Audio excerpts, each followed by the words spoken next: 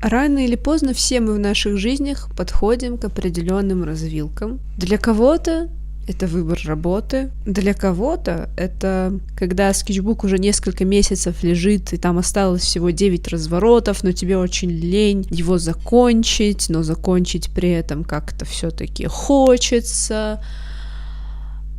Абсолютно абстрактный, никак не связанный с жизнью пример. Видит Господь, создать это видео было нелегко.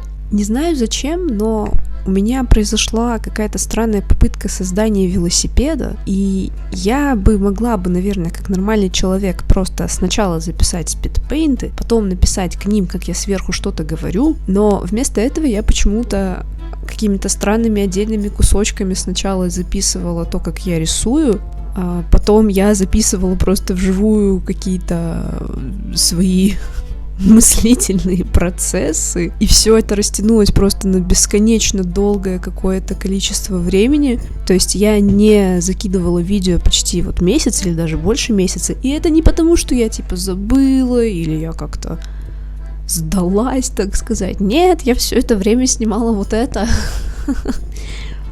Потому что из-за того, что я понимала, что мне надо будет сейчас снимать, я никак не могла нормально сесть, нормально рисовать, и выход из этой ситуации я, наверное, нашла такой, пыталась изобрести велосипед, и как-то странно очень все снимала, поэтому да, я рисовала в основном, естественно, ночью, поэтому местами я буду шептать шепотком, но я ни о чем не жалею. Опыт — это тоже опыт, и вообще велосипед — прекрасная машина, агрегат, вы поняли.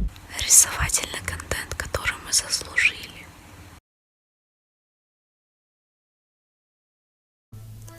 На этом развороте я вспомнила, что я люблю притворяться, что я умею рисовать комиксы. Вообще мне нравится этот формат таких коротких, забавных комиксов. Проблема для меня в том, что часто, мне кажется, мне не получается сделать их экспрессивными. Да, и в том, что я по какой-то причине в моменте все время думаю, что писать текст кистью или, не знаю, левой пяткой — это хорошая идея. Каждый раз я говорю себе, что нужно больше внимания уделять тому, как ты пишешь текст, и делать это более аккуратно, или лучше вообще потом делать это на компе. И каждый раз я забываю об этом. Вообще, комикс такой немножечко про экзистенциальное отчаяние. У меня в последнее время часто бывает такое настроение, хотя, мне кажется, сейчас сложно найти человека, которого бы не посещало это настроение. Но вообще у меня такой шок был после школы, когда я поняла, что после школы тоже продолжается та самая обычная жизнь. Простая. И все. Ну, ничего плохого в этом нет, но получается так, как получается. А здесь у нас мой кумир Владислав, который... Немножко извращенец. Моя ролевая модель. Волосы, как у него, я уже отрастила, усы, в принципе, тоже. Так что да, дело за малым. Поменяла стержень на карандаше, и почему-то HB сильно мягче, чем B. Какой-то очень загадочный HB.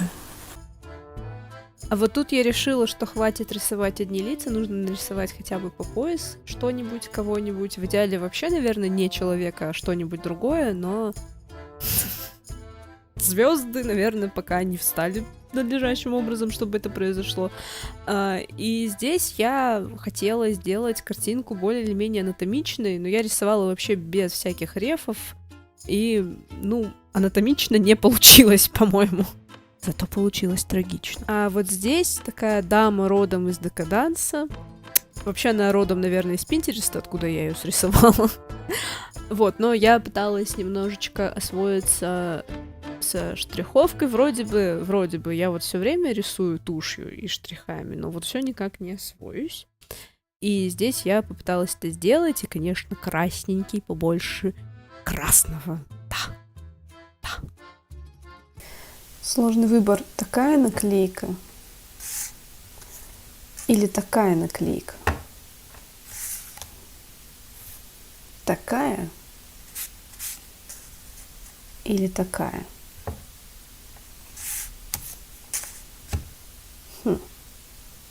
Наклею, наверное, эту, потому что тут он как будто бы хочет схватить бэйби-демона. А вот здесь я читала новости из Афганистана, там все было не очень-то радужно, как вы, думаю, знаете. Ну, да, в принципе, и сейчас не очень-то радужно. Вот, и меня это очень сильно... Не знаю, у меня это такой ужас, все вот эти... Практически любые новости откуда угодно в последнее время вызывают очень сильно негативные эмоции.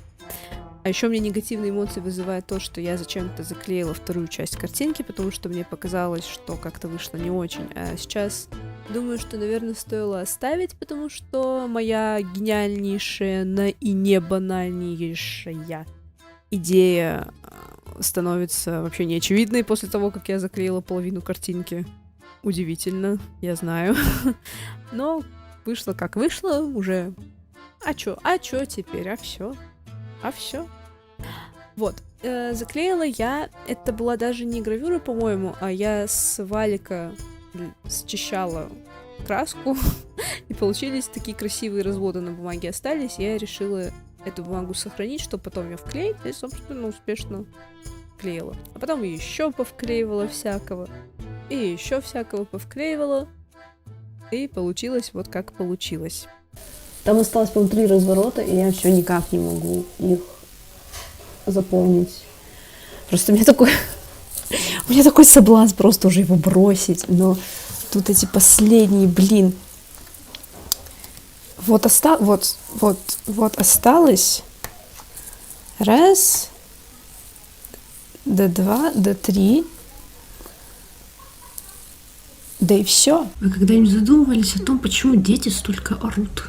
И у меня еще опять-таки просто, пожарище из дедлайнов, и мне кажется, я из-за этого никак не могу просто заставить себя... Зря я это сделала, был, наверное, звук неприятный, ну ладно. Никак не могу заставить себя взяться за что-то одно, потому что... Ну, знаете, вот эта тема, когда у тебя много дедлайнов, и когда ты берешься за одну работу, тебе стыдно за то, что ты берешься именно за эту работу, а не за другую, потому что у тебя же есть еще другая. И то есть ты все время как будто бы тратишь время на то, что менее важно, чем другое. Имеет смысл то, что я говорю, не знаю. Вот, и это меня очень терзает. А еще, знаете, что меня терзает? Сейчас уже... Я не знаю, когда я это выпущу видео, поэтому вот на эту секунду, когда я это говорю, то, о чем я говорю, это типа все еще актуал очка, чуть-чуть. Короче, вот эта вот скульптура с глиной, на которую все крысились и сходят с ума от того, как же так, искусство умирает. И не знаю, меня это так раздражает. И я думаю, может быть, мне снять целый видос типа про современное искусство. Проблема в том, что я все время переживаю, что, я недостаточно компетентна для того, чтобы кому-то что-то пояснять там за искусство, потому что я не то... Ну, как бы, знаете, я так... Наверное, как любой студент художественного вуза, который время от времени спал на лекциях по истории искусства, я что-то могу рассказать, но опять-таки у меня не прямо какие-то мега офигенные глубокие знания по этому вопросу. Вот, но какие-то базовые знания есть. Мне бы хотелось об этом поговорить. И думаю, может быть, я все-таки потом сподоблюсь записать видео отдельное об этом. До меня наконец-то дошло, что возможно, процесс рисования картинки стоило бы, кажется, записывать целиком, а не записывать то, как я говорю, пока я рисую эту картинку. Удивительное рядом, я знаю. Вот, но лучше поздно, чем никогда, я считаю. И в итоге я вот ее нарисовала. Тут опять какие-то экзистенциальные тревоги и страдания. Вообще, она мне не очень нравится, потому что я не знаю, почему я решила, что это хорошая идея вот этот красный сочетать вот с этим вот голубым. Я не знаю, зачем я это сделала. Мне кажется, нужно было ее оставить просто такой черно-красно-серый, а этот голубой как-то... Но я хотела просто Вы понимаете, тут глубокий смысл. Я хотела, чтобы были просветы как бы вот в этом грозовом небе, но человек так сосредоточен на своих страданиях, что он их не видит. Понимаете? Very deep вообще-то. Ну, не знаю, мне кажется, я ее все-таки потом перерисую, но, в принципе, если бы не вот этот голубой дурацкий, мне кажется, было бы неплохо. А это Элион из «Чародеек». Помню, я в детстве, когда смотрела, она была одной из моих любимых героинь, потому что, ну, знаете, Элион любила рисовать, я любила рисовать. Когда тебе 8, этого, в принципе, достаточно, чтобы любить персонажа. Потому что, знаете, я любила... Наверное, моей самой любимой была Корнелия, потому что она знак Земли, а я по гороскопу Телец, а Телец — это земной знак. Поэтому я любила Корнелию. Я, знаете, я была очень рациональна в своих предпочтениях и симпатиях. Да.